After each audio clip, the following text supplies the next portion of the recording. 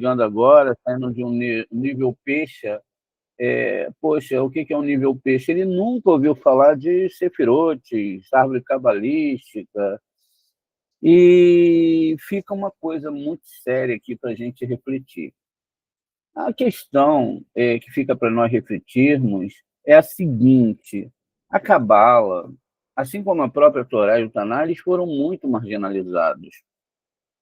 Quando se fala em Cabala, se pensa em Madonna, se pensa em místicos, pessoas que hoje usam a Cabala querendo fazer Cabala prática, enfim, é sal atrás da porta, é todo aquele misticismo. Então, realmente fica complicado para as pessoas saberem o que é Kabbalah, não é? E a gente precisa aí balizar bem, não é? O que é a nossa Kabbalah, o que nós entendemos de Kabbalah. A Kabbalah que nós estudamos, ela é uma Kabbalah totalmente diferente. Primeiro porque ela vem de uma fonte verdadeira. Mas as fontes verdadeiras, elas também contêm sujeiras. A gente diz sujeiras é na relação a essas questões de cabala prática, tarô, e etc. Tudo isso que está permeando por aí. Existem pessoas que você se dizem cabalistas e não são cabalistas. Não no sentido real da palavra cabalista, do que realmente é Kabbalah. Então, o mercado ele vai estar cheio de livros de idólatras, de pessoas que fazem uso inadequado da Kabbalah e que são muito famosos e que têm, diga-se de passagem aqui, um grande conhecimento de Kabbalah. A questão não é o conhecimento em si. Então, é aí que começa a diferença da nossa escola, de escolas sérias, em relação a Kabbalah, para pessoas que são aventureiras. Cito eu aqui um caso que tem acontecido no Facebook. A gente tem colocado, como sempre, nossas aulas, etc. Vocês já conhecem as nossas aulas, a gente não fica mandando ninguém fazer nada, e etc. O que nós fazemos é estudar, rezar, terrilins e fazer meditações cabalistas. E aí a gente bota uma aula, e aí vem uma pessoa, uma senhora, hoje o nome da cachorra ela botou LILT, um monte de imagem de Shiva e seres de outras dimensões lá do mundo e do aspecto do hinduísmo, e vem falando que a gente não sabe nada, que a gente não conhece nada, e que a gente tem que aprender a verdade. Eu já até comentei isso algum tempo atrás, né, sobre que agora existe um tipo de cabala que está indo para esse lado aí. O incrível é que, eu não sei, como mesmo tendo passado pela religião, a religião sempre para mim foi uma coisa plena no sentido ali do que era pureza para mim, de separação, ainda que o que se entendia anteriormente também era externo, era através de algumas questões físicas, que se fazia ralar, vinho, bessamim, etc. Essa questão assim. O que se torna, né, uma ferramenta de escravidão, porque se você não acende uma vela de Shabat, não faz sabe, uma reza de Shabat, você já acredita que está quebrando o Shabat, a gente deu um pulo, e é justamente esse é o assunto aqui agora. Mas vamos lá. Existe esse tipo de Kabbalah, o que assusta muitas pessoas. Por quê? Apesar do cristianismo, por exemplo, ele sai de dentro dessas religiões meio que ele botou uma roupagem diferente. Mesmo sendo impuro, ele tem uma roupagem diferente, o próprio cristão, então ele olha para essas coisas como um olhar bem diferente, bem estranho, né? para a religião que ele segue ali. Isso é verdade também. Nós nascemos num país cristão, num país onde as pessoas entendem Deus e a Bíblia da forma que elas compreenderam. Certo ou errado é o que elas têm, e o que o Eterno permitiu para elas acessarem, o que a maioria de nós acessamos. Mas, enfim, quando nós confrontamos, então, a realidade da Torá, e aqui é um confronto que nós iremos fazer, estamos fazendo, a gente tende a ter algumas argumentações antigas. Então, muitas pessoas avançam e outras retrocedem, né? Como no caso dessa senhora e como no caso de muita gente. Porque, por incrível que pareça, eles vão usar a própria Torá para fortalecer a sua argumentação. Por exemplo, vamos citar aqui. Eu tenho livros aqui do Rabino Salton. Eu sei que o Salton ele é messiânico. Então, se eu abro um livro dele, vai estar lá Buda, JC, porque ele mistura tudo. É o Salton, um cara que, inclusive, traduziu Ilu Neshama. Há uma mistura, há um sincretismo. Então, no nosso mercado de cabalistas, né, a gente está falando de cabalista, também existe um sincretismo. Por isso que nós sempre falamos para os nossos alunos, olha, só leia aquilo que a gente vai colocar para vocês. Então, se eu pego um livro do Salton, hoje eu tenho a maturidade para ter um livro dele e saber extrair o que é bom e descartar o que é ruim. Tem gente que não tem essa maturidade. E aí vão surgir vários aventureiros no mercado, como Ian Macri, que é um cristão vestido de judeu. Eu não tenho nada contra o cristão. Não tenho absolutamente nada contra o cristão. Eu não tenho nada contra os pastores, nem nada contra os padres, nada, absolutamente nada. Quem tem é a Torá. Mas o que eu tenho contra é a pessoa pegar algo que não tem sentido nenhum para a sua religião e misturar. O aluno, às vezes, que está chegando, ele não sabe disso. Ele não sabe. E o aluno, ele acaba querendo dividir com outro aluno algumas coisas que estão nesses livros, que muitas vezes não são adequadas. Os nossos Morés, o Moré César, Xalia Jamilton, já tem anos, né, estudando conosco aqui, sabem certinho como a gente vê as coisas, como a gente traduz, como a gente enxerga. Por quê? É nesses níveis que a gente vai pular para o próximo nível. As pessoas, elas sempre chegam com ego, né? Porque ela não conhece a nossa história, e ela fala, vocês não sabem de nada, vocês não entendem nada, vocês, poxa, tudo bem, a ofensa não me... Né? Às vezes eu começo a digitar a resposta, eu paro no meio do caminho, eu vou lá e apago a coisa da pessoa, eu saio no maior lucro. Mas a verdade é que existe essa poluição em relação a Kabbalah. O que marginaliza Kabbalah. O que todo mundo, quando vê um cabalista, acha que vai ver um mini feiticeiro.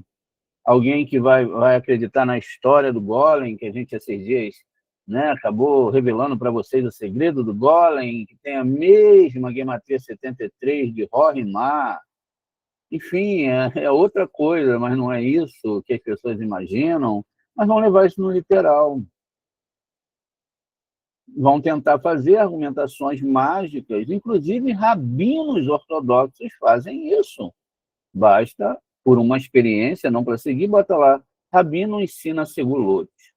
Eles vão te ensinar. Você pode ir lá na Igreja Universal, algumas igrejas ultrapentecostais, fazendo esteira de sal grosso para as pessoas passarem cima, mas você vai ver também judeus e cabalistas ensinando essas coisas. Olha, se fosse assim, não é? Ninguém que morasse perto do mar ou se banhasse numa água salgada tinha problemas espirituais. A coisa é bem séria do nível desse entendimento de Kabbalah a um nível místico mais espiritual, diga-se de passagem. O que não tem nada a ver, absolutamente nada a ver com essas coisas. Quando você adentra, então, alguns desses livros, eles sempre vão ter uma pontinha ali de alguma coisa que não condiz com a Kabbalah que nós seguimos. Aí vão ter lá algumas rezas, como achar objetos perdidos, como, sei lá, como você faz isso, aquilo, etc, etc. A argumentação da Kabbalah não é muito bem essa. Até o sistema de Kabbalah não é muito bem esse. Isso seria aí uma questão muito infantil para Kabbalah, podemos colocar assim. Infantil no sentido de que seja um mecanismo muito antigo e muito fora da realidade da Kabbalah. E é nisso que a gente deve, então, colocar a nossa perspectiva sobre a Torá. A primeira base. A Torá não é literal, mas a literalidade serve como caminho para se chegar a entendimentos mais profundos. Qual a Cabala que eu estudo? Não é? Qual é a Cabala e qual é o segmento que eu tenho que ter? Certamente dos mestres que você estuda, que vão ali trazer para você, isso pode, aquilo não pode. O que torna totalmente proibido qualquer aluno que não tem um conhecimento muito profundo ir para outro aluno ensinar qualquer coisa que a gente não ensina na nossa escola. Então, nem tudo que estão nos livros judaicos, eles são puros, são caminhos puros. Nem tudo que os rabinos ensinam, por exemplo, outro dia vi um rabino ensinando a fazer varinha mágica. Isso mesmo, varinha mágica. Então, ele inclusive deixa claro no seu vídeo, e não é um rabino qualquer. Isso eu digo em questão de ser qualquer ou não qualquer, eu digo em relação à sua amplitude nas redes sociais, é assim que eu quero dizer. Outras vezes vão fazer patuais, fazer coisinhas para você pendurar na sua porta ou andar com você, colocar nomes divinos, enfim, tem gente que até tatua nome divino no seu corpo. Isso não tem nada a ver com o que nós ensinamos aqui. Nem que vamos andar com estrela de Davi pendurada no pescoço, pode andar também, não tem problema nenhum, mas não contando com um artigo mágico. Então, veja, toda essa parafernália, essa geringonça, que poderia, mal comparando, comparar com o traje ali, né, a couraça de Shaul, que não cabia em Davi.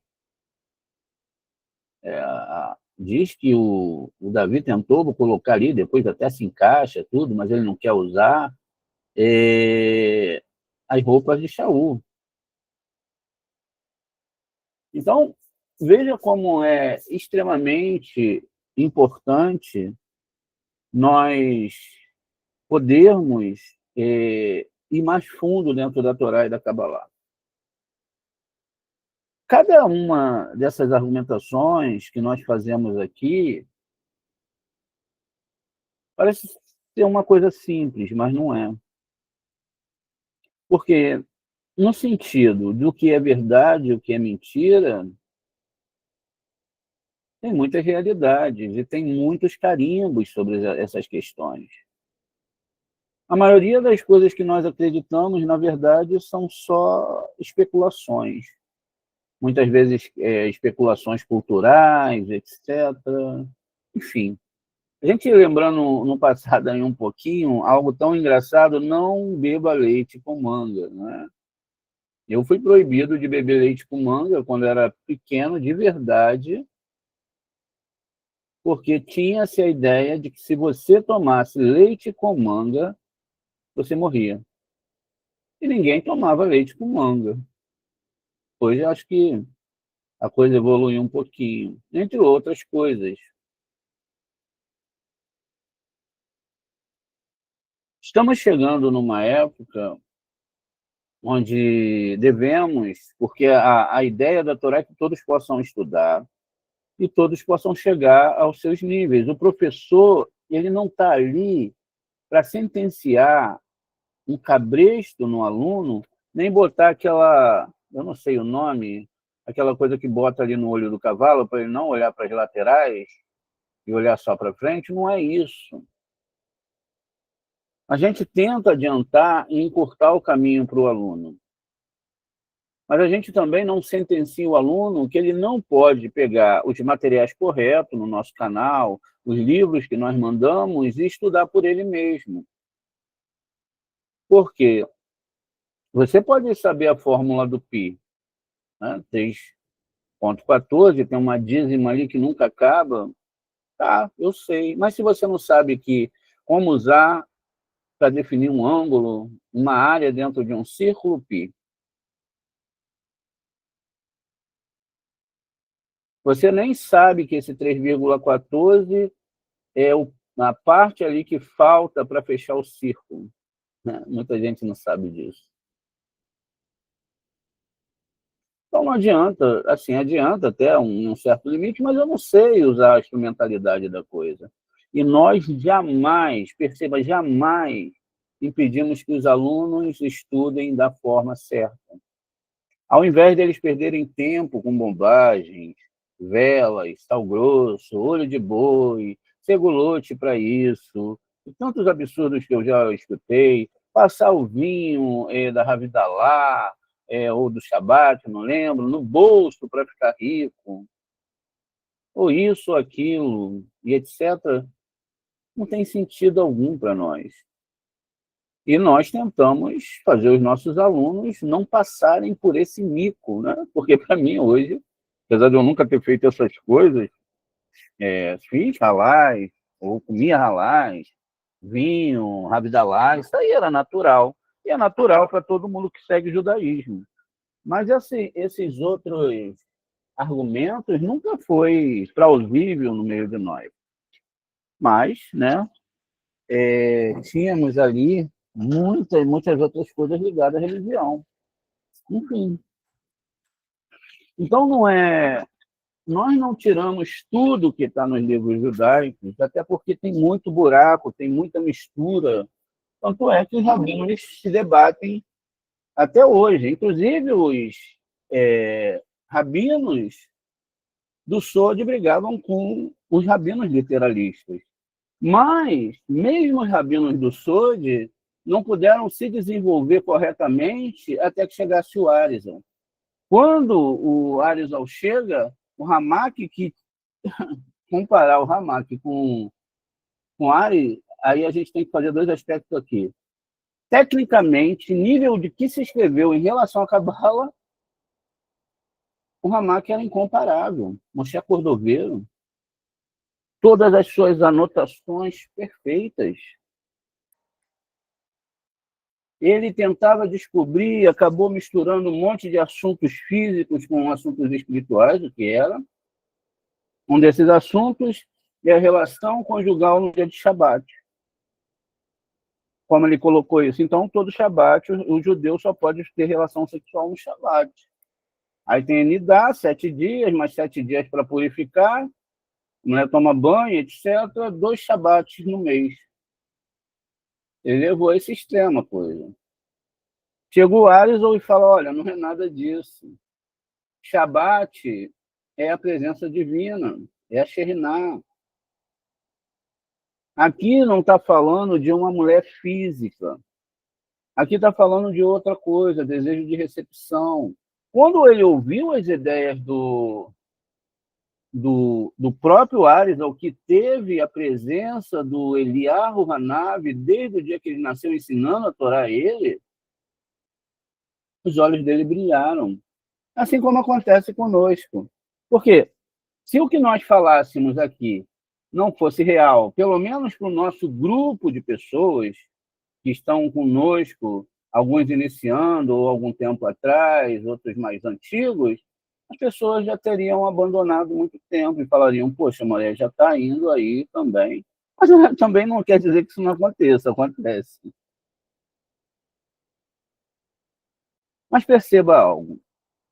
Então, quando o Arizal vem, o Arizal traz uma formatação para o estudo geral da humanidade em relação a Kabbalah. Todos os sábios, até aquele momento, olharam para o Arizal, depois vem o Baal HaSulam, lógico, a gente sabe disso, e falam, não, finalmente chegou Mashiach, bem ou certo. Não no sentido de Mashiach que se entendia até aquele momento, ou que ainda se entende. A gente vai... vamos lá, a gente lê livros que são do Rebbe de Breslev. A gente vê material do Rabad, que é do Rebbe de Lubavitch.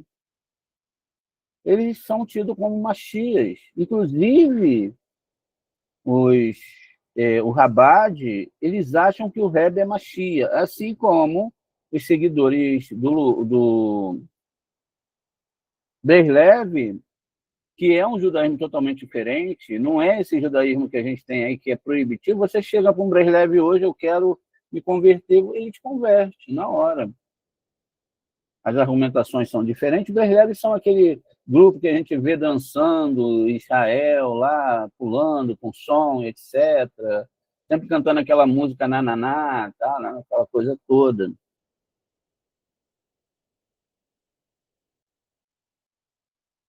De certo que até chegar o nosso querido mestre, o Arizal, ele ainda se manteve na religião, porque era cultural a coisa. E o aspecto da alma naquela época era outro. Não tinha nada a ver com o aspecto de alma. E já estava escrito na Torá que viria esse momento dessa revelação. Quando a gente, então, tem as revelações que vão chegando hoje para nós, ela é uma confrontação. Uma confrontação entre aquilo que nós acreditamos, aquilo que nós víamos e aquilo que nós iremos ver agora. E não é fácil. Não é fácil porque, pelo menos por 3 vezes eu tive que fazer isso, abandonar tudo que você conhecia anteriormente para entrar nessa nova programação. Senão não dá. Você acaba misturando e, ao misturar, você acaba atraindo outras pessoas. E a gente tenta elevar o aluno para o nível, você vai lá e bota o aluno de novo, sem querer, lógico, para o nível de baixo. Mas a intenção, nossa intenção, ou a intenção de qualquer ser humano é muito boa. Quando alguém chama, convida alguém para uma religião, etc., ela está certa que ela está fazendo a vontade de Deus, etc., sem medo nenhum de errar. Mas não é muito bem assim que funciona. Essa coisa de intenção, ela ficou muito profunda na questão da humanidade, né? A minha intenção é muito boa, eu não tenho culpa, eu não fiz. Tem. Mas as pessoas, elas esqueceram que existe o pecado voluntário e o pecado involuntário. A minha pergunta para vocês é, o que seria pecado involuntário? Vocês saberiam, alguém saberia me definir o que é um pecado involuntário? Eu acho que é o pecado que nós não temos intenção de fazer, mas fazemos por falta de de conhecimento, por falta de instrução. Eu acho que é isso. Muito bem, isso aí mesmo, está dentro da lógica. E o que é que o Yehoshua, Josué 1 fala? Fala exatamente sobre isso. E é dentro desses focos que a gente vai entender a profundidade de tudo que nós estamos falando aqui. Eu acho incrível, né? Como os rabinos, quando eles têm os seus grupos, eles não permitem que coloque aula de nenhum outro rabino, eles não permitem que os seus alunos conversem com outro tipo, isso é só com eles mesmo, né? Enfim. Enfim, e dependendo do grupo que ele faz parte, se ele é um rabade, ou seja, se ele é um racídico ali, um askenazi, um sefardita, muda tudo. Não há irmandade entre esses grupos. O Ashkenazi odeia o sefardita odeia o Ashkenazi. No fundo é assim. Tanto é que as proibições em Israel em relação ao sefardita, que não tem controle político em Israel hoje, e o Ashkenazi, é totalmente diferente. Tudo é melhor para o Ashkenazi.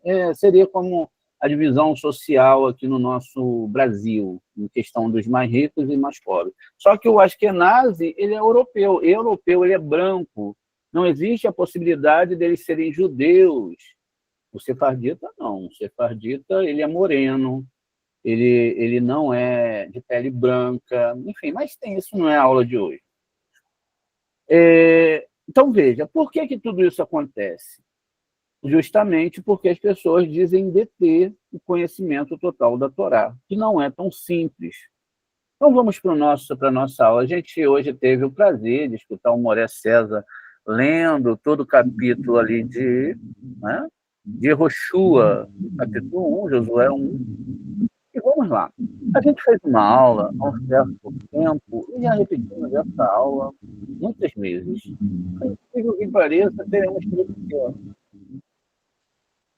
É a Paraxá Harei Moti, que é a Paraxá que fala sobre a morte dos filhos de Aharon. O que significa? Eu peço, por favor, preste atenção no microfonezinho, às vezes vocês podem esvalar o dedinho, aí abrir e vai sair na gravação, tá bom? Então tem acontecido muito isso. Peço para vocês prestarem o máximo de atenção. Então, o que acontece? Quando o livro de Yehoshua abre, ele vai fazer um casamento com a Paraxá Harei Moti. Veja, diz aqui, Vayehi Aharei Moti Moshe. Perceba que esse Harei Moti, a gente fez uma separação aqui de 3 letras. A letra Aleph, e essa letra Aleph, ela tem um porquê está aqui. Ela tem uma base muito profunda, porque ela faz parte dessa conotação que nós estamos fazendo aqui em relação ao que nós iremos falar. O Men também está aqui, olha, que é uma letra também que faz parte dessas letras mães, e temos também o Shin.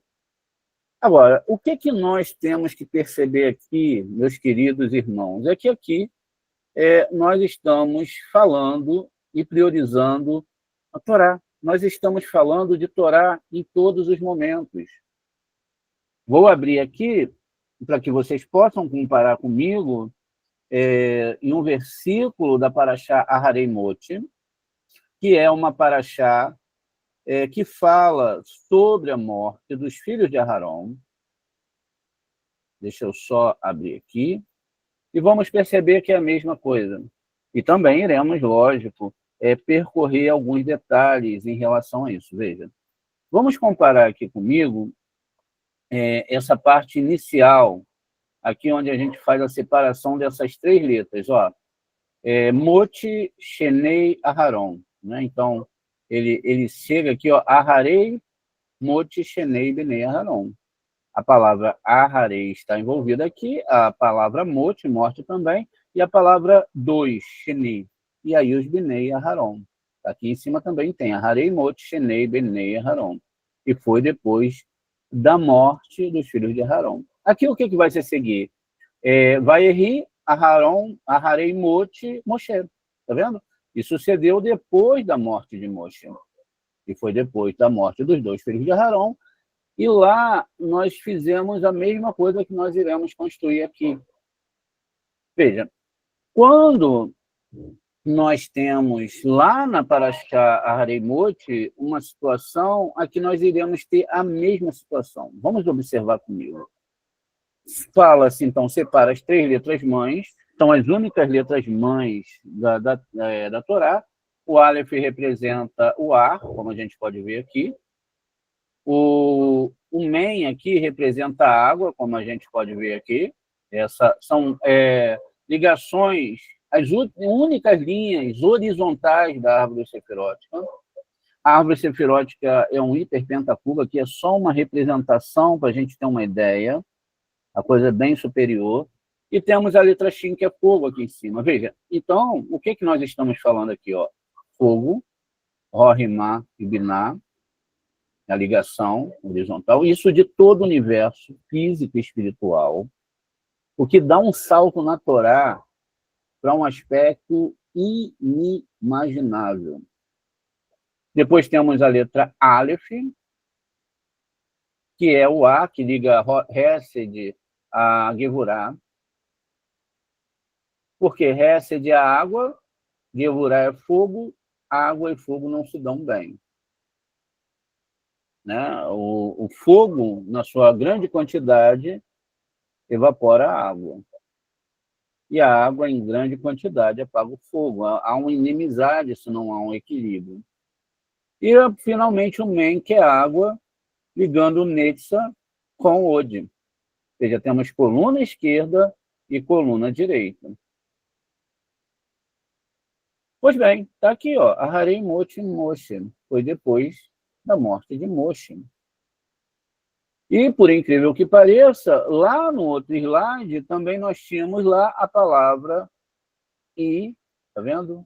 A-I-I-A-I, ou I-A-I, perdão. Tá vendo? E está aqui, ó, marcado em verde. O que é a palavra I-A-I? I-A-I. Tá vendo? Yud, Yud, Yud. E tem gematria 70. Ela é, como a gente viu aqui em Aharei Mot, tá vendo? Vamos ver aqui, que eu não tive tempo de construir lá. Ó, Iain. Ó, Iain, gematria 70, é vinho. E vinho não é muito bem vinho, como a gente entende na Torá, porque existe uma gematria, é a gematria que vai definir o que é a palavra sod. Tá vendo? A palavra sod, que inclusive gera a palavra Yesod, o segredo de Yud. A palavra Yesod é o segredo do Yud, da presença divina superior. Então, sod aqui, vinho aqui, é uma linguagem metafórica, como a gente está vendo aqui, justamente para a gente entender o que vai seguir-se com tudo isso que está sendo falado aqui, a mesma coisa. Aharei Mot, depois das mortes dos filhos de Aharon. Mas o que isso tem a ver com Yehoshua? É preciso saber que a Torá é uma coisa só. A gente já fez esse teste, essa aula várias vezes com você. Como que eu sei que a Torá é uma coisa só, é a letra Rei? Soma-se Aleph, a primeira letra, com a última letra, Aleph 1, Tav 400, 401, vai dar 1 mais 4, 4, 0, 5. Eu somo Beit, que é a segunda letra, com a penúltima, que é Shin, vai dar 302, eu corto os zeros, 3 mais 2, 5. Eu pego a terceira letra, Gimel, e somo, então, com a letra Reish. Vai dar 203. Gimel 3, 200 do Reish. Então, eu corto os zeros, 2 mais 3, 5. Eu pego a quarta letra, Dalet, e somo com a letra Kuf, que é o número 100, mais 4, 104, corto 0 e 5, e você pode fazer isso nessa cadência, que tudo vai dar 5. Exatamente os 5 livros da Torá. E os 5 níveis da alma. E os 5 sentidos mais proeminentes do homem: visão, olfato, paladar, audição, tato. Isso mesmo. Tudo bem. Agora que a gente descobriu, então, que está se falando do segredo das letras mães que ligam essas sefirotes, e elas são as únicas horizontais, ficou um pouco complexo. Por que que fica complexo? Porque a gente tem que agora definir outros parâmetros para chegar à base de, por exemplo, Morel, está te falando tudo isso é muito novo para mim, eu nunca vi isso dentro da Torá, eu juro para você que eu nunca vi isso. E está tudo muito, tá em hebraico, está tudo em hebraico, né? A gente tenta trazer para vocês, mesmo vocês não falando hebraico, está tudo muito confuso. Não está. Por quê?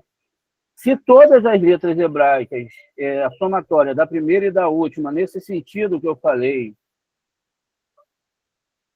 elas seguem. E está tendo um barulho aqui que está aparecendo aí para vocês, o barulho? O vizinho se irmou de cortar alguma coisa aqui agora. Eu não sei se está aparecendo aí para vocês, tá? Tá não. Tá não? Não. Então, esse microfone aqui é bom mesmo. Então, o que que acontece? Qual é o núcleo que eu tenho que tirar do livro de Yehoshua 1?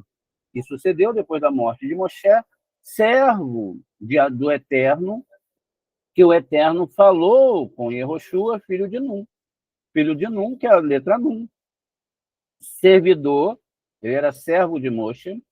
Existe aqui um grande segredo nessa palavra Aved, porque se você pega aqui inicialmente, você tem o número 72. É exatamente o nome que foi usado por Moshe para abrir o Mar Vermelho, 72 nomes. A gente sabe que a palavra Dalit, em aramaico, se lê Delit, que é porta. Então, os 72 nomes que abrem a porta. E logo após, Yehoshua iria abrir o Rio Jordão. Só que, diferentemente do que existe por aí, essa aqui é a palavra Aved, aqui é que muda para essa palavra aqui, ó, Mosheret. Né? Mosheret, ele fala de uma letra mãe, fala da Lua, fala de Mercúrio e fala de uma letra Shin, né? Shinmen, da palavra inicial de Shema, mais 600 aqui, ó, Shema 600, ou 6 sefirotes, ou as letras que estão envolvidas na palavra Torá. É incrível, né?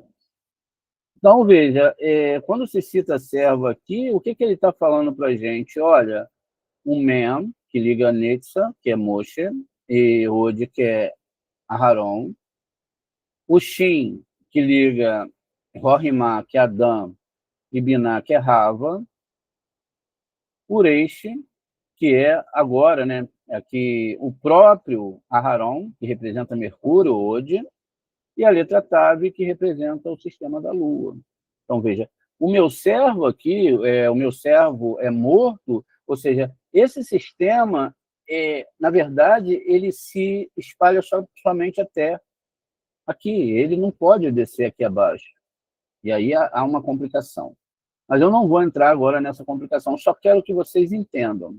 Só que vocês entendam que a Torá está falando de questões humanas, porque fala da alma e do desenvolvimento da alma, na responsabilidade que a Torá tem em relação aos seus estudos e aquilo que ela fala verdadeiramente. Aqui nós passamos do quesito intenção com estudo e responsabilidade. E isso nós devemos aprender. Porque naquele dia diz que muitas pessoas vão chegar lá e vão falar que a intenção do coração era boa e que elas não tinham responsabilidade porque muitos entendiam essa Torá errada.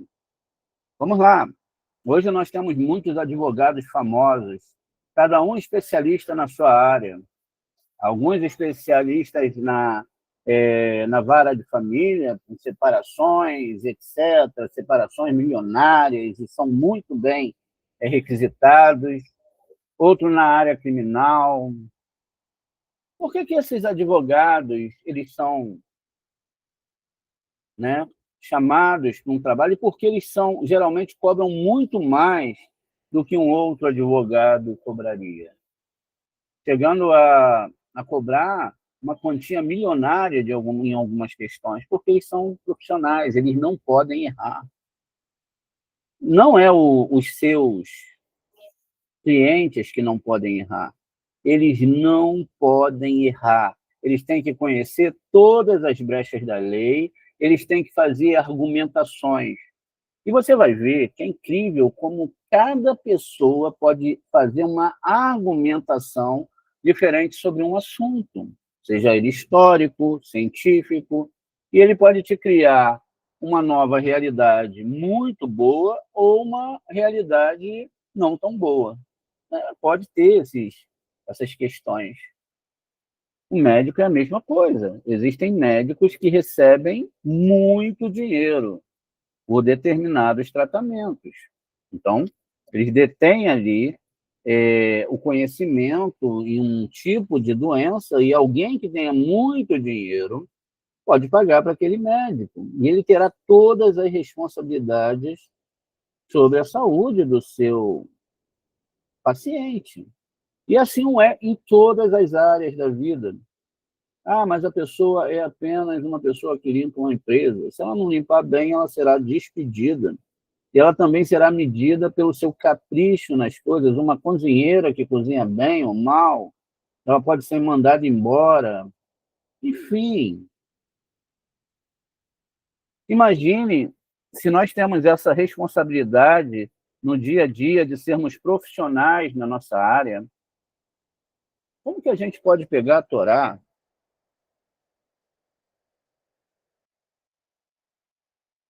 e, não é, gente, ler de qualquer maneira? Como que nós podemos nos sentar e alimentarmos a nossa alma em qualquer tipo de pessoa que fale da Torá?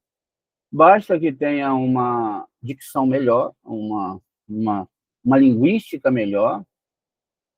Basta que a pessoa ela até chame a atenção emocionalmente das pessoas, ou não é? Geralmente os palestrantes eles usam toda a argumentação que hoje a ciência explica, gesticulações, etc., marketing, tonalidade da voz, etc., para cativar o seu público. Quanto mais emocional é a coisa, quanto mais empolgante melhor é. Só que sabe o que isso tem a ver com Torá? Nada. 0% de nada. Porque não é isso que a Torá está falando. A Torá está falando disso aqui que eu estou falando para vocês. Configurações espirituais que devem ser consertadas dentro da alma. Agora, como eu posso consertar um quadro elétrico se, na verdade, eu tenho uma planta hidráulica? Ou vice-versa. Como eu posso mexer com eletricidade se eu entendo de hidráulica? E como eu posso mexer com hidráulica se eu entendo de eletricidade? Alguma coisa aí não vai dar certo. Alguma coisa vai sair fora do que tem que ser.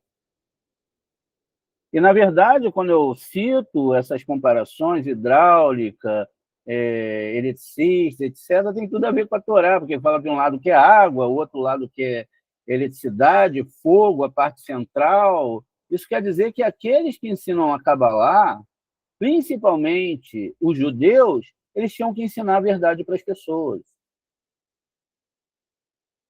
Talvez, como muitos sábios cabalistas falam, olha, eles fazem aquele curso lá de 5 anos de rabino, então aprende a fazer enterro, segular para isso, segular para aquilo, quando tem que ir lá cobrir o túmulo 1 ano depois, tudo aquilo ritualístico.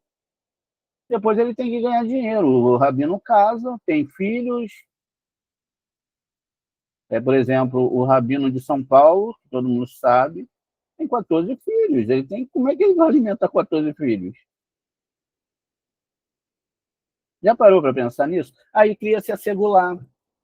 Eu chego para o Moré César me liga, poxa, Moré, estou passando por um problema sério. Eu vou te ensinar a Segular, Moré. Vai te ajudar muito. Mas quando eu estou ensinando a Segular para o Moré, eu falo assim, só que essa Segular, ela tem um poder, e aí eu vou precisar que você me pague aí 200, aí bota em dólar, porque não fica muito, sabe? 200, 300 dólares. Aí tudo bem, aí o Moré César fala, 200, 300 dólares, tá. Não, pô, parece legal. 300 dólares, 1.500, eu estou falando por baixo, tá? E quando tem pessoas que têm condições financeiras, é lógico que se sabe, não, eu vou te cobrar, eu vou resolver o seu problema. E o dinheiro, ele foi criado para resolver problemas. Ninguém que tem dinheiro, quando tem um problema, ele guarda. Aí ele vai lá e paga. Paga Segular, paga reza, paga bênção, paga o enterro, paga isso, paga aquilo. Só que é aquilo que eu falo para vocês, quando a gente está dando ensinamento para vocês, a gente quer que vocês aprendam e entendam e possam fazer esses mesmo tipo de informação que nós estamos fazendo com vocês, trazendo, aprendendo, para que vocês também se tornem espertos ou expert no assunto. Para que toda vez que você for ler um texto, ainda que é literal, você possa parar para pensar. O que eu posso extrair disso aqui? Até agora, a gente viu isso, né? É o primeiro versículo, então a gente falou de um monte de mundos espirituais.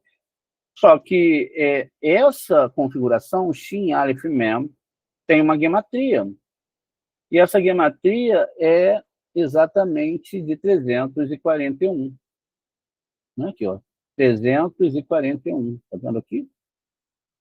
341, que é a gematria da palavra, as 3 letras mães, a palavra mexe, sentido, seguindo o sentido das letras, na sua construção sequencial ou ordinal, Aleph é primeiro, Mem é a letra central e Shin é a penúltima letra, nós temos 341.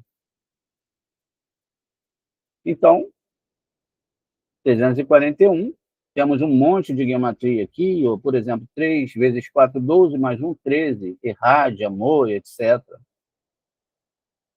7, 8, a oitava sefirá, de onde vem todos os julgamentos, que é Biná, se somamos. Mas se somamos mais 10, que são as 10 sefirotes, nós teremos 351. 351, 3 mais 5 aqui embaixo, mais um 9. 9 é o número da verdade, que é a palavra Emet, a primeira letra da Torá, Aleph, a letra central, Mem, e a letra final, Tav. A primeira letra, a 14ª letra, já temos aí 15, a primeira parte do tetragrama, e a 22ª letra, formando 37. 37 vezes 73, ou seja, o 11º número primo, com o 21º número primo, que também é um espelhamento nessa questão, vai dar exatamente 2.701, que é o primeiro versículo da Torá em gematria. O que daria 27 letras hebraicas, porque a gente vai falar agora das letras sofites, mais um só Deus. Se eu boto 2, já mudaria toda a sequência da Torá. Então, veja, como tudo está mudando. Então, eu estou falando de Emesh, eu estou falando de quê? Qual é a palavra que tem gematria 351? É a vaca vermelha. Aqui, ela está aqui, ó, esperando a gente. Ó, entrar em cena até hoje. Nós estamos esperando a vaca vermelha chegar. Quem acompanha o judaísmo já viu alguns rabinos famosos aí com mais de 100 mil seguidores. Porém, André só tem, para chegar no 2.000 seguidores está difícil. mais de 100 mil seguidores. Isso há algum tempo atrás. Porque o pessoal gosta de conversa fiada. Sabe o que o pessoal gosta? De que o mundo vai acabar. Inclusive, esse é o assunto da tal fulana que foi lá comentar: o mundo está acabando, agora tem alguns homens. O pessoal adora a lei conspiratória. Inclusive, eles estão esperando a vaca vermelha, e muitas delas tentando ser produzidas através de clonagem no Texas. A gente já falou sobre isso. Por que tem essa vaquinha a ver com o que a gente vai falar aqui? Talvez alguém queira essa vaquinha para matá-la, depois tirar, fazer todo o serviço que a Torá ordena, muito mal entendido, para depois fazer um pozinho com a vaquinha, para quando alguém tocar no morto, e aí a pessoa se banha e ela é purificada. Mas até agora não tem a vaca vermelha. As pessoas têm que tocar nos mortos. Tem morte em Israel, em todo lugar do mundo. Então, talvez não seja isso, né? Aí a gente vai entrar num monte de assunto. Está vendo como é difícil ir para uma aula e trazer todo o sumo da história para vocês? A Torá proíbe de falar com mortos. Mas como que os tzadikim, o Arizal, falava com Elias? Como que outras almas de tzadikim apareciam no sonho? Como que mamãe apareceu para mim falando comigo no meu sonho? Como? A Torá proíbe de você entrar em contato, mas não proíbe a alma de entrar em contato com você. E existe uma grande diferença entre morto e vivo, porque a alma dos nossos sábios, isso é exemplificado várias vezes na Torá, eles não morreram. Moshe não morreu, Pinhas não morreu. E se você duvida de mim, fala assim: Moré, não é possível. É possível. Pinhas não morreu. Inclusive, Pinhas vai entrar com Yehoshua, ele vai ser um dos espiões, junto com Caleb, que no segundo livro ali, no segundo capítulo, vai adentrar, vai ser espião. Vai ser muito bonita essa história, quando nós pudermos ler, entender. Ele vai estar lá. Só que vai passar 400 anos e Pinhas vai estar no capítulo 19 ou 20 de Juízes. Eu não vou lá procurar para a gente não parar a aula, depois você pode pesquisar, tem Google aí, cadê Pinhas? Ele vai aparecer em vários momentos, não está na viva ainda, 400 anos depois. Porque eu não sei se vocês sabem ou não, Pinhas é Elias. Eu não sei se vocês sabem ou não que Pinhas, ele é o único sumo sacerdote, não tem outro. Porque o Eterno deu o pacto eterno de sacerdócio para Pinhas. Esse negócio que o Novo Testamento fala, de um novo sumo sacerdote, etc., isso é tudo uma balela do caramba. Então, veja, quando os sábios apareciam, e a gente tem até o caso de Shaul, onde Samuel aparece para ele, ele foi, através de vias erradas, falar com Samuel, mas Samuel veio falar com ele. Não só Samuel, quando você lê o texto ali original, também Moshe estava com ele. Porque são as almas dos tzadikim. Tudo bem, ufa. Então, veja, alma morta é uma coisa, alma de Torá são almas vivas. Alma morta são almas que vêm, essas almas que se manifestam e vêm falar contra a Torá. É o que mais tem manifestação nesses centros de candomblé e nessas mesas brancas aí do espiritismo. Por que a gente sabe disso? Porque a gente sabe que eles vão contra a Torá. Eles não estão a favor da Torá. Eles falam mal da Torá. E qualquer um que fale mal da Torá, eles não estão dentro da Torá. Pode ser seu marido, pode ser seu pai, pode ser seu irmão, pode ser sua mãe, ou seu tio, ou qualquer um. Se fala mal da Torá, é inimigo do Eterno. E pode perceber, eu falo com todas as letras, tem um problemão sério dentro dessa alma, que muitas vezes parece ser tão bondosa, mas tem um problema que você nem imagina. Mas voltando ao assunto. Então, a palavra Pará do Mar, vaca é o quê? 351. Mas a palavra Pará do Mar, ela é exatamente formada pela letra Pei, que nós falamos hoje de manhã, pela letra Reixe, e Pei e Reixe é o quê? Pei é a criadora, aqui, veja, do nosso Nexa, que tem Netuno formado pela letra Pei. O Reixe forma Mercúrio, aqui que é Aharon, ou seja, Moshe e Aharon. Por isso que quando Moshe foi lá para o Egito, ele tinha 80 anos, que é a gematria aqui da letra P, 80, Reixe 200, e aí nós temos o rei aqui, né? Aqui, na verdade, a gente não vai falar sobre isso, a gente está falando do mundo de cima de Binar, porque também tem essas configurações. Mas é um assunto que vai ser um pouquinho mais complicado, talvez nós falemos ele na madrugada, senão a gente vai atropelar tudo aqui. Já estou atropelando um pouco. Veja, então, Pará, Adumá, que é a vaca vermelha. Porque Adumá é vermelho, mas antes de Adumá tem Adã, que é a alma geral da humanidade. E aí temos Peireixe, 280, 285, mais Adumá, aí a gente tem 351. Porque aqui Adumá é 50. Tá vendo? Exatamente a mesma gematria. 200, 351. Veja só, a gematria é algo excelente, que não deixa a gente errar. Do que a gente está falando? De uma vaca ou a gente está falando de um sistema de julgamento de almas?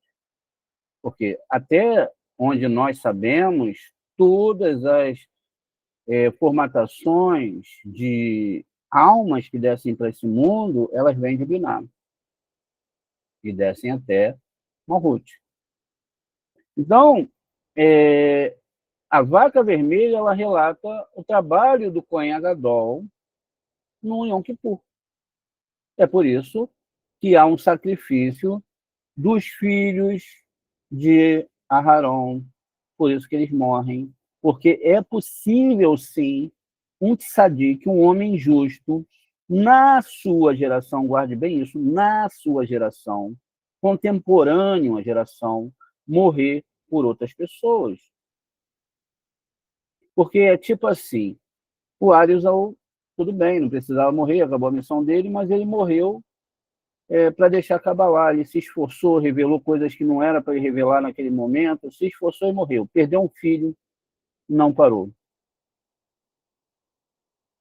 Então, veja, o que a gente está falando aqui? A gente está falando exatamente, não é, de julgamentos. E você vai ver que a palavra Pará, do mar, ela tem a mesma gematria das letras sofites. Quando você conta as letras sofites, 90 mais 80, mais 50, mais 40, mais 20, nós vamos ter aqui mais 5 letras, né? Mais 5 letras, a gente vai ter 285, que são as letras sofites, que são as letras dos julgamentos. Por quê? Alguns segredos que a gente fala para vocês, que parece até algo que não se deve anotar, você pensa assim, poxa, mas para que eu vou anotar isso? Eu já sei, né? Poxa, eu já aprendi isso. Talvez para que isso vai me servir? Por exemplo, quando a gente ensina a desenhar as letras hebraicas. Tem lá no nosso canal, cada letra ela tem uma formatação, um jeito de ser desenhado. Então, o que a gente vai ver nas letras? Que elas têm, gente, toda uma construção, ou seja, as letras elas são escritas penduradas, tá vendo? Algumas letras passam abaixo, naturalmente, a letra Kuf, que vai abaixo, ela não é uma letra sofite, mas ela tem na sua própria configuração natural a perninha que desce abaixo.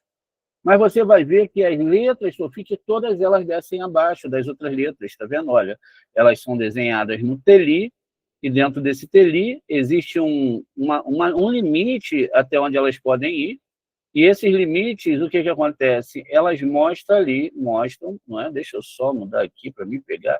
Ó, essa pequena linha, que não é a linha natural como nós entendemos, mas o teli, que é, na verdade, não é a configuração, tá vendo? Ó, de como e até onde as letras vão. a letra sofite, elas vão abaixo. Elas vão abaixo da linha, elas passam. Isso aqui é um num final, está aqui, ó. Se o num no final passa, menos o men não passa, o CAF passa, o PEI final, o FEI final passa, e o TSAD que passa também. Ó. Tudo passam abaixo da linha. Em letras normais, não, só a CUF. Caso vocês não saibam de alguma letra, pode falar, Moré, não estou entendendo qual letra é essa, fala aí para mim que eu não tem problema nenhum eu desenhar aqui para vocês. Eu estou tentando só agilizar um pouquinho, porque senão a gente não consegue fazer toda a aula. Então, veja só. Então, isso aqui, quando a gente fala, olha, as letras que se escrevem assim, a gente não está falando isso num sistema que é só para levar como uma brincadeira, sabe? Não é que vocês levem na brincadeira, mas algo sem importância. Nós já lemos várias vezes a história do rabino, né? Rabino cabalista, que não deu atenção para os necudotes, ele teve que voltar por causa que ele não tinha priorizado esses pontinhos aqui da letra, tá vendo? E, na verdade, mas não tem na Torá, etc. Tem na Cabala, porque é a alma da letra. Aqui é a alma da letra, os pontos maçoréticos. E aí, então, tem um porquê desenhar as letras assim, tá vendo? A letra sofite. A letra sofite. E as letras que são desenhadas de forma igual, e existe uma letra super santa, super santa. Qual letra é essa? Que a gente já falou várias vezes para vocês, a letra é a letra lâmede. A letra lâmede, ela é a letra mais santa. Por quê? Ela é a única que se projeta acima do teli. Ela é santíssima, né? E ela, por incrível que pareça, é a letra que dá início à palavra Lashon. Lashon Kodesh, língua santa, é a letra lâmede.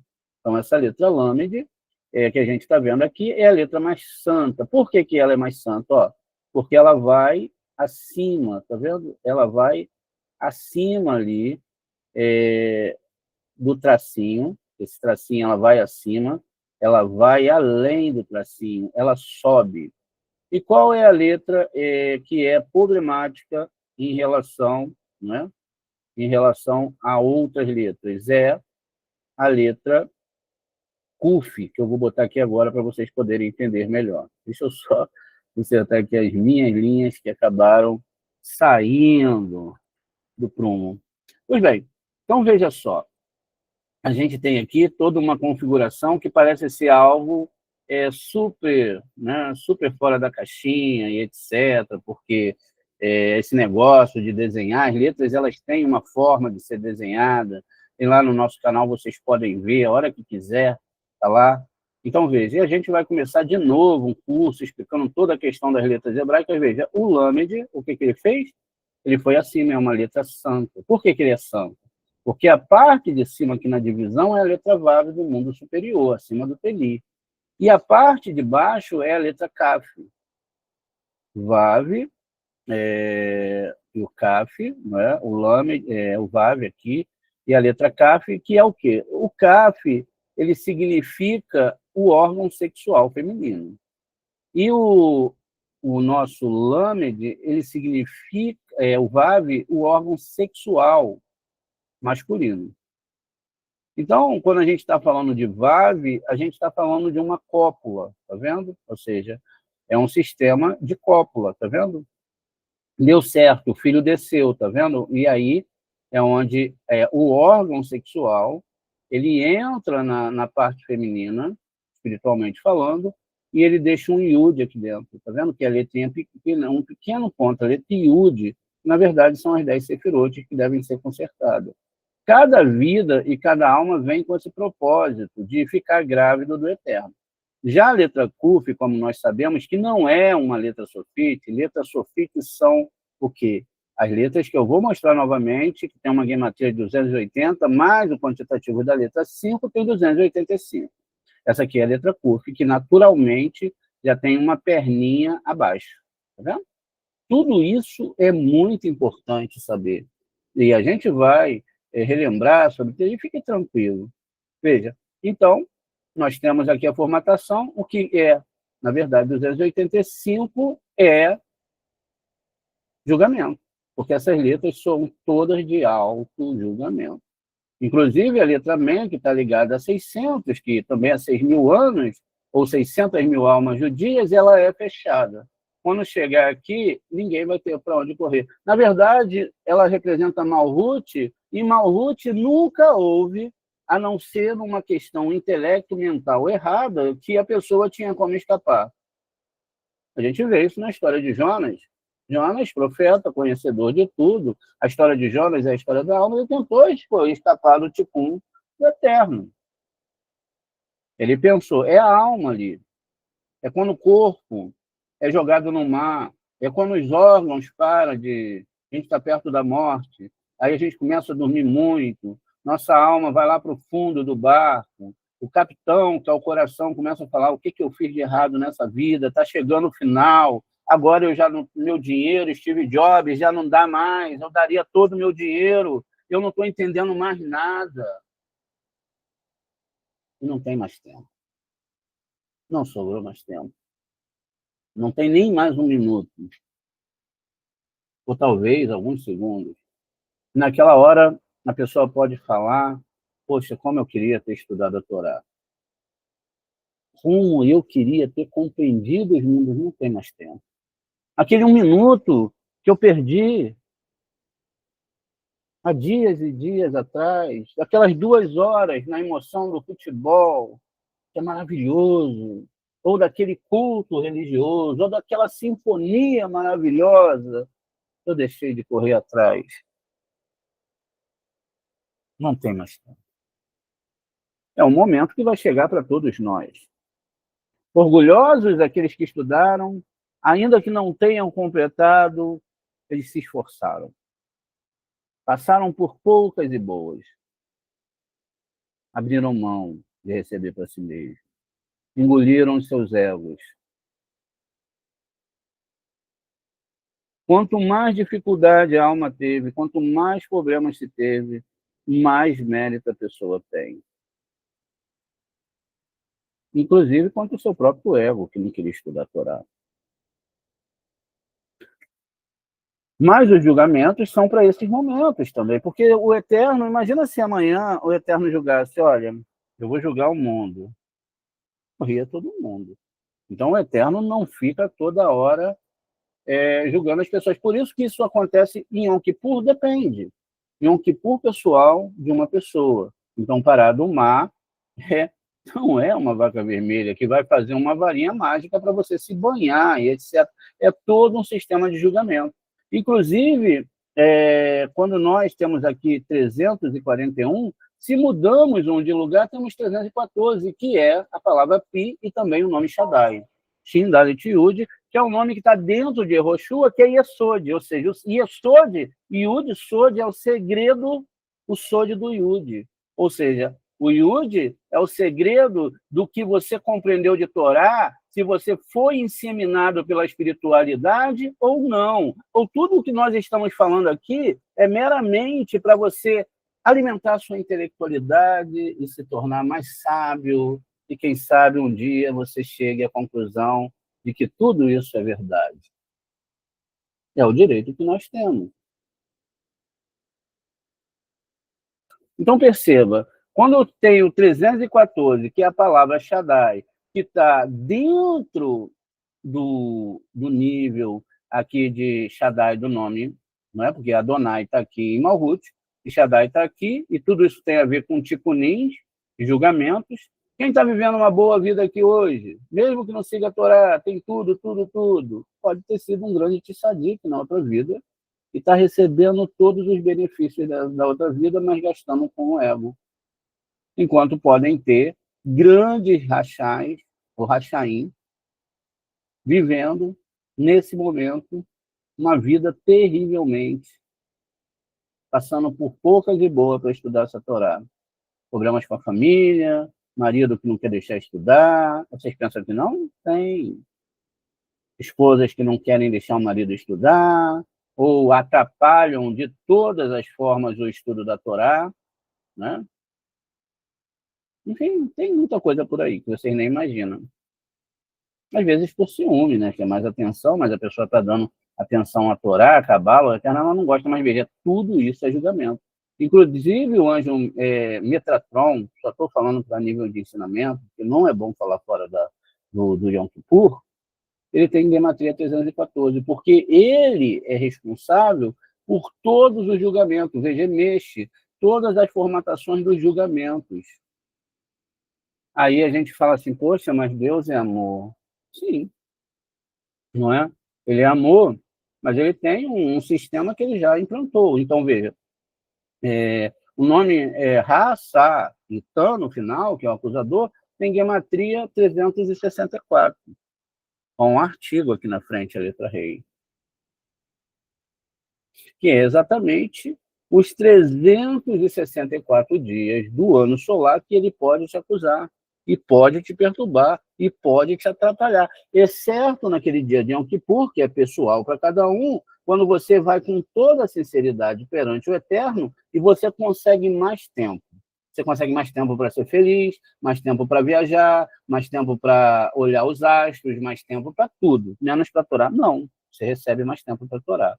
E se caso você consiga esse tempo e não se adequa ao estudo da Torá, também será cobrado de você. Talvez nessa, talvez com muita sorte numa próxima, ou talvez no final não tenha nenhuma próxima. O próprio Terrilim fala, olha, a vida é muito cara. Se nós pegássemos todo o dinheiro que é usado para matar as pessoas, de que são extraídas as vidas espirituais das pessoas, porque não estudaram a Kabbalah, todo o ouro, tudo de riqueza do nosso mundo, a gente não poderia pagar, acredito eu, nem 1% de uma alma. Mas eu vou mais além. A gente não poderia pagar nem a vida de uma formiga. Porque juntando todos os sábios do mundo, eles não conseguem construir uma formiga.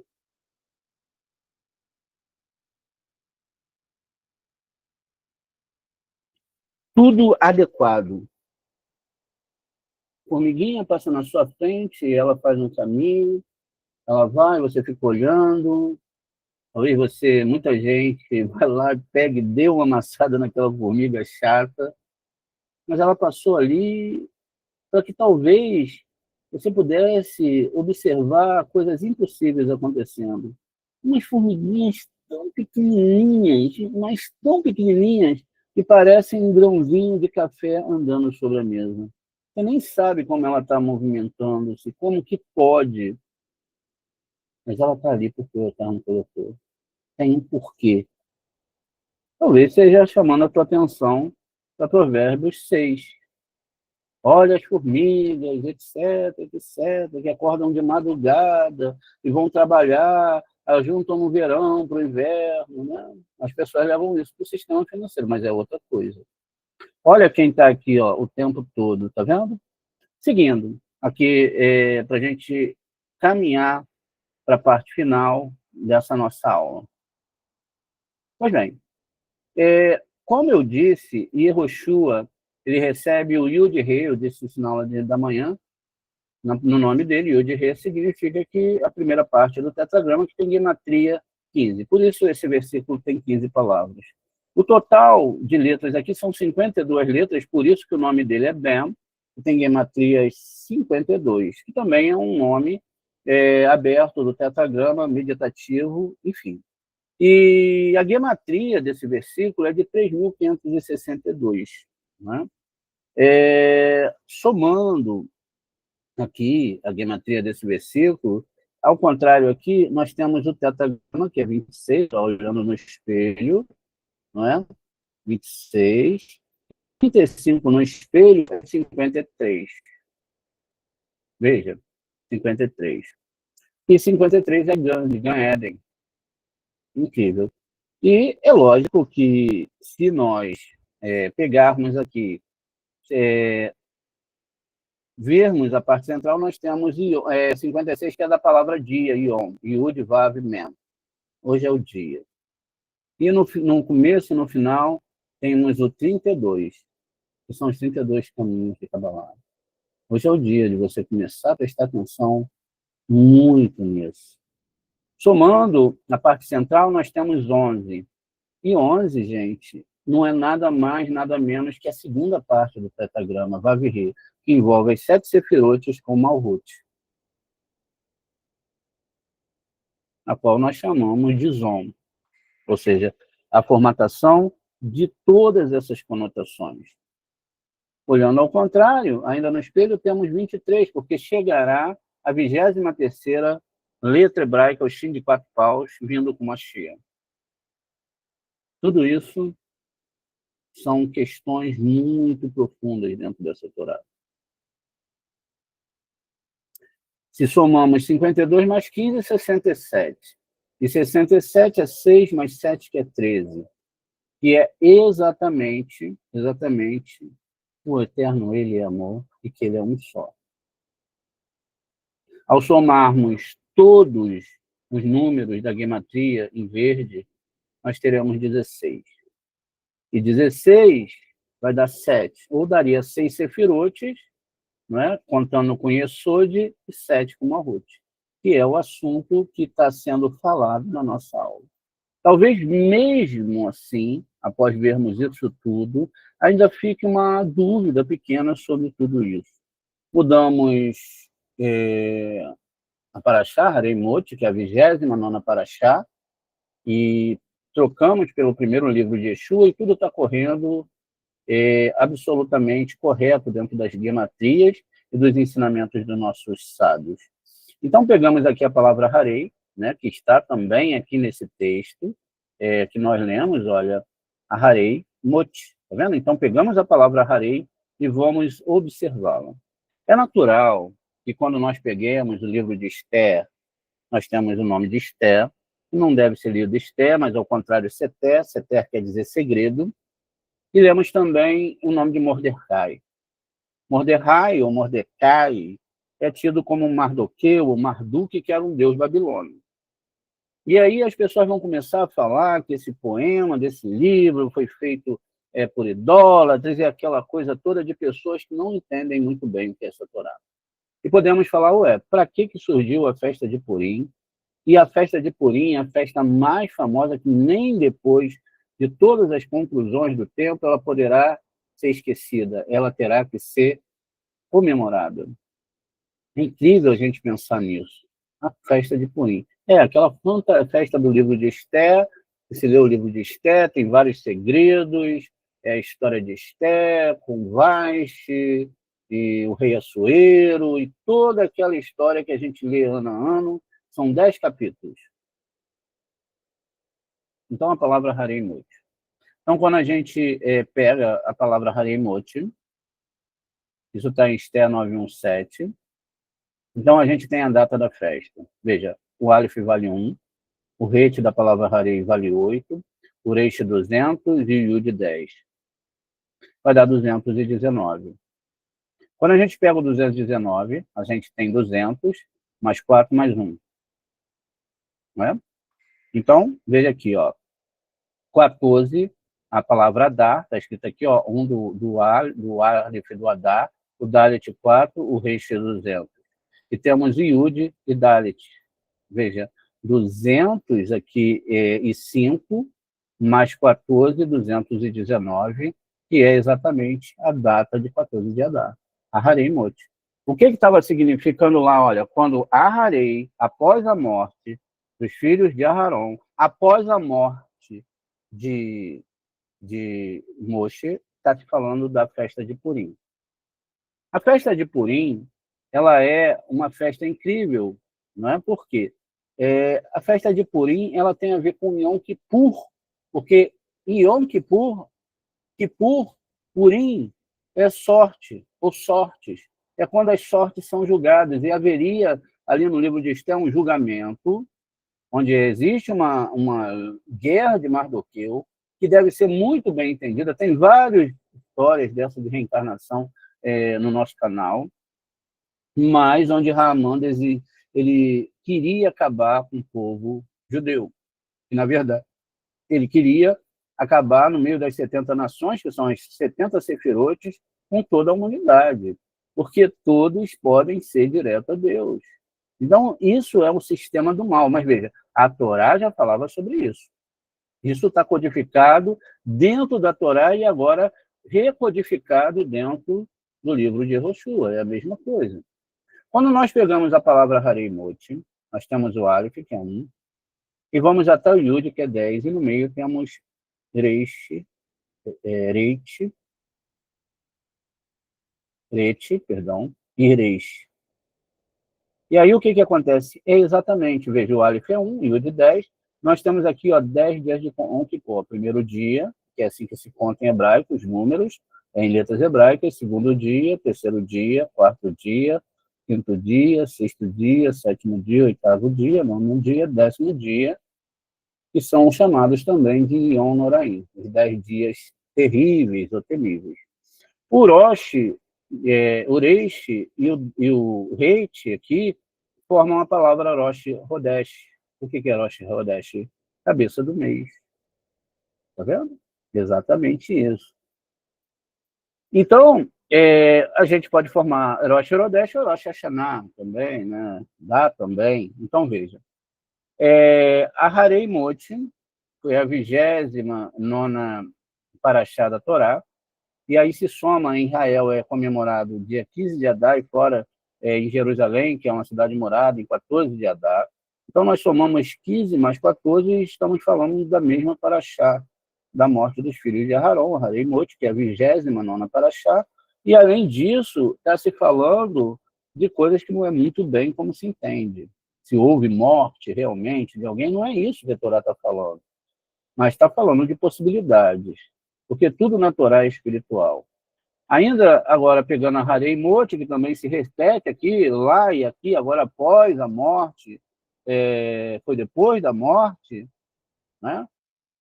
Agora de Moshe, a gente tem aqui exatamente Aleph, temos Mem no Moti e o Tav no Moti, que é a palavra Met. Essa Torá é a pura verdade.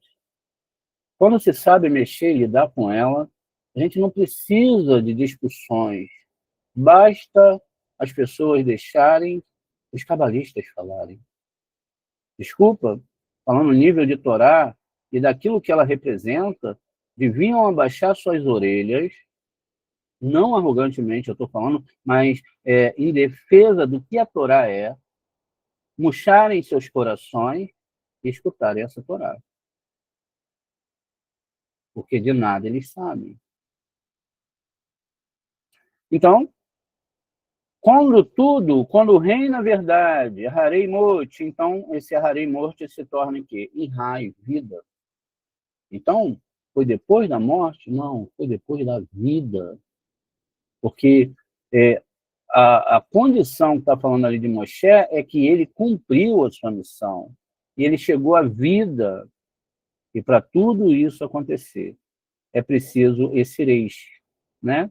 Que são exatamente, olha, gente, 1 Crônicas 12, 32, dos filhos de Sarrá, 200 de seus chefes, eles eram o quê? Eles eram entendidos na ciência dos tempos, nos astros, sols, estrelas, e o que Israel devia fazer e todos os seus irmãos, sob as suas ordens, deveriam fazer. Isso é exatamente, não é? Aqui em 1 Crônicas 12, 32. 12 parece, né, nos lembrar, 1 Crônicas, um Deus, 12 tribos de Israel e 32 caminhos de Cabalá.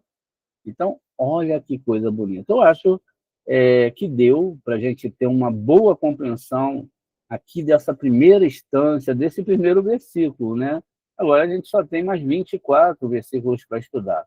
Tentaremos, né, ali com a ajuda do Borê, trazer para vocês todo esse ensinamento.